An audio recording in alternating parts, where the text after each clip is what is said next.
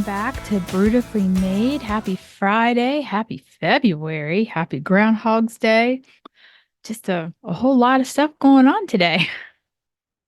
So let's dive into the choice for the doodle of the day. Again, we're going to go to Elo Lovey and see what the prompt is because I wanted to change up the challenges and it looks like it's a frog.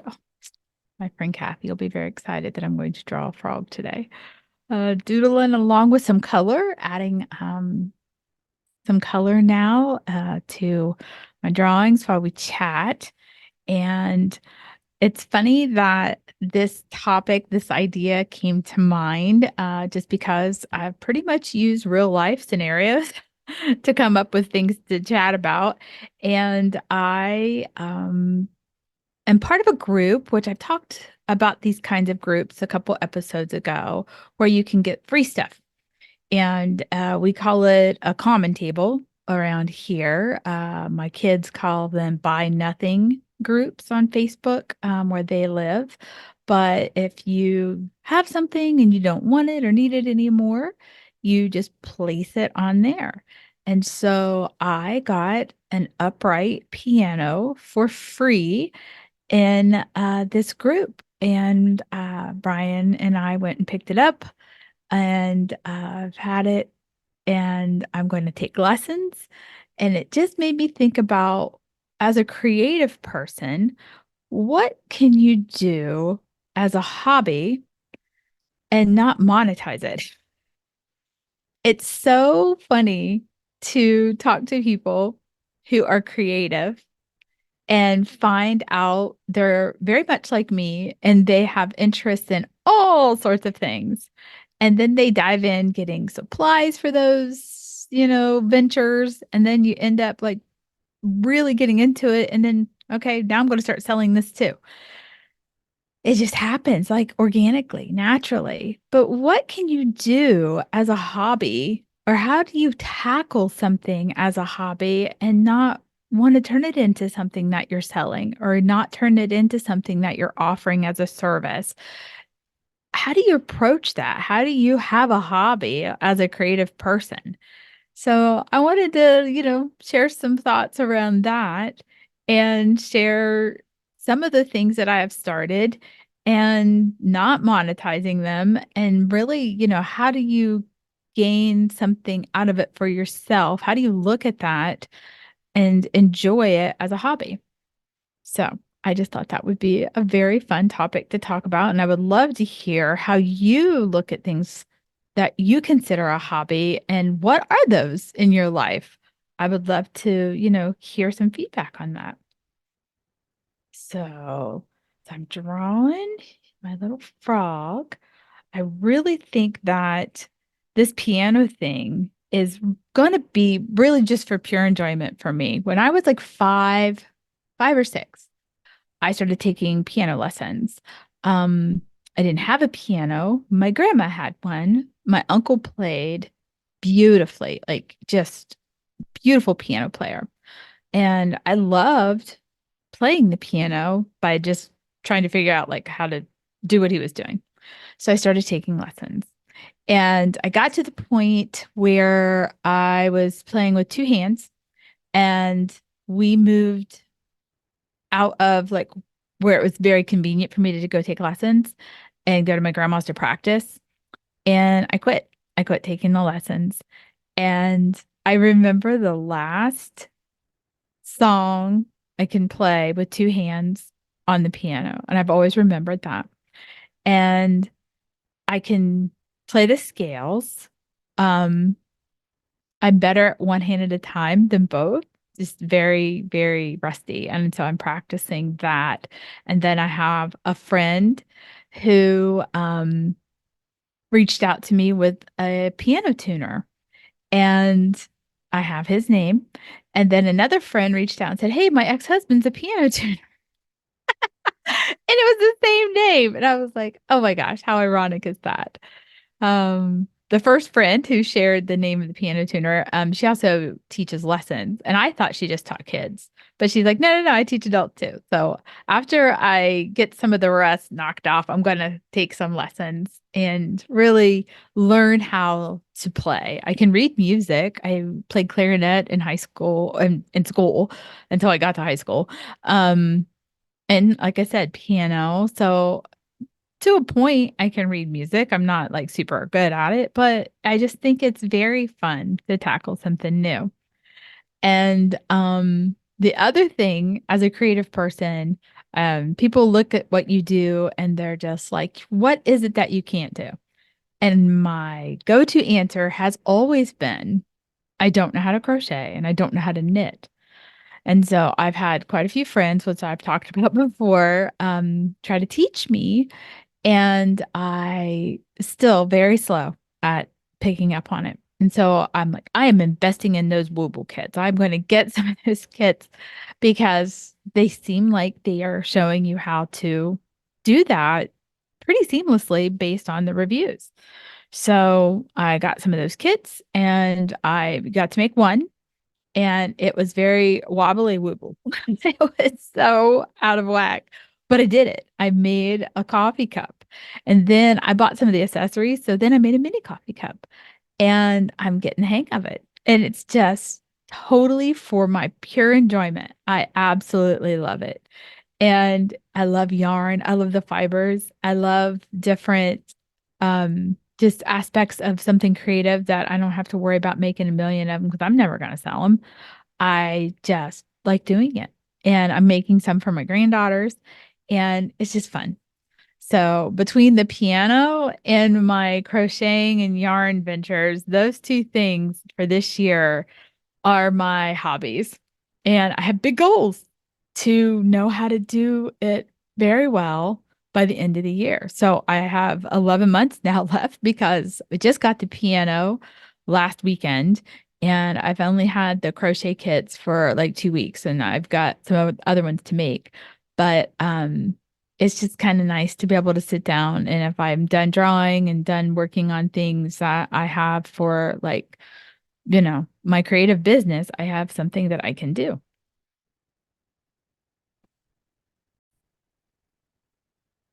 So what do you do if you're creative? Like if you're a painter, do you like something else? Do you play guitar? Do you like sculpting? Like if you bake, do you like making something else to, as a hobby? What is it that you like to do just for fun? Maybe you ride dirt bikes.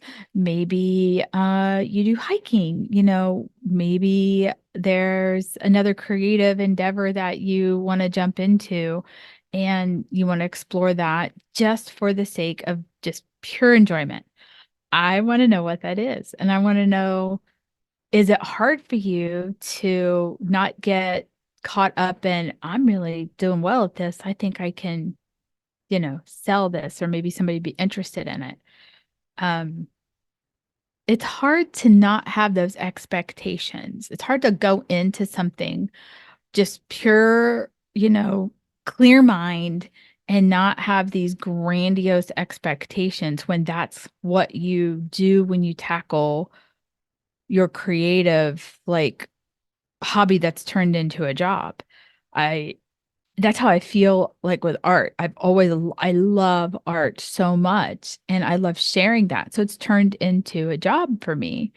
And it's hard to step into a new role of doing something creatively for pure enjoyment, sharing it, like, look, I'm making this just for me. And then people were just like, oh, I want that. That's not happening with piano. That's not happening with crocheting at all. But, to find other people to surround yourself with that are doing that for pure enjoyment, I think that that's important.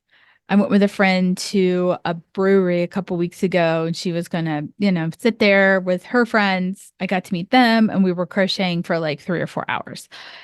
That was just very relaxing and fun, and there was no expectation coming out of it. I mean, it took me 4 hours to do a magic circle. It was ridiculous. I was so slow, and I ended up pulling all the yarn out anyway because it sucked. It was so bad.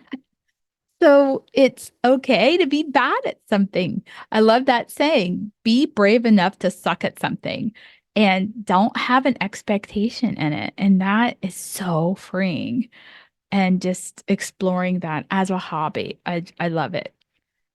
And I think it's important to look at different mediums, like dive into different things that you're not used to doing.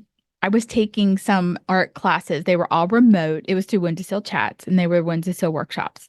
And they were things I had never done before, like printmaking and stuff. And so the investment for the materials weren't like too bad.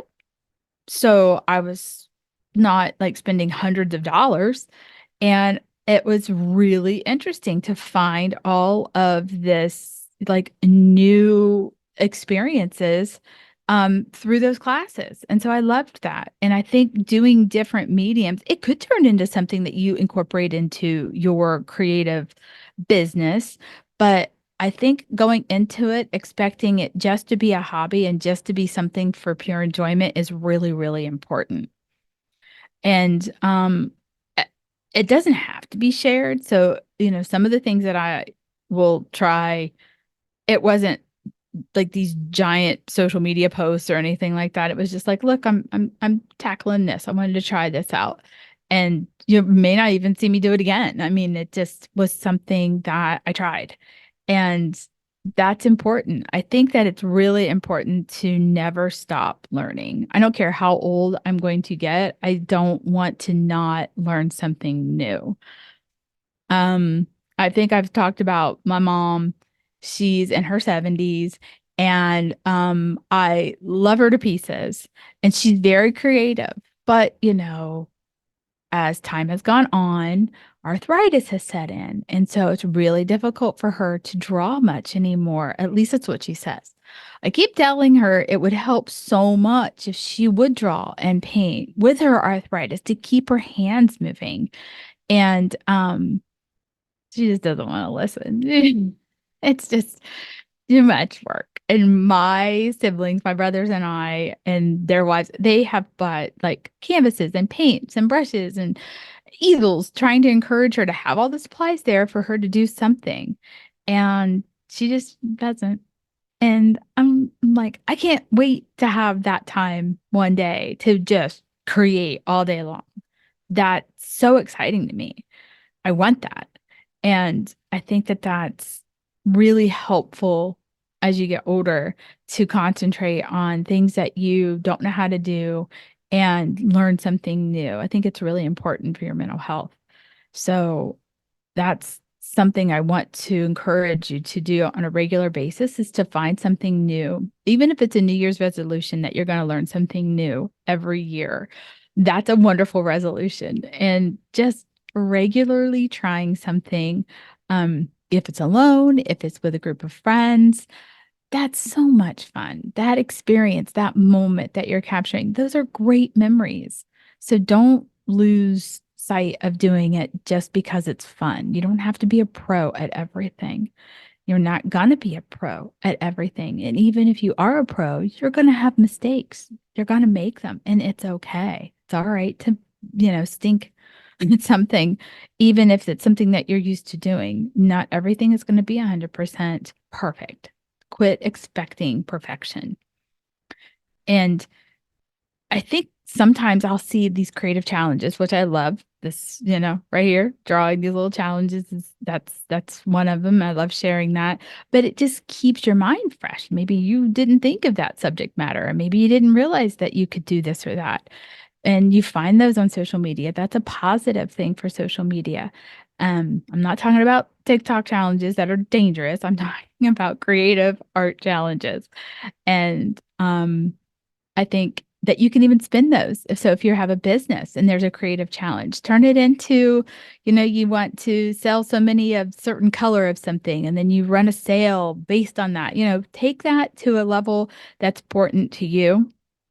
If it's on your business side or if it's for a hobby, maybe somebody is sewing, maybe they're joining the 100 day project and they're making something, 100 of something, and you didn't think that you would join in, but now you're practicing something for a hobby and you're not going to sell them. maybe I'm going to make 100 stitches, and those stitches are going to be a different stitch every day.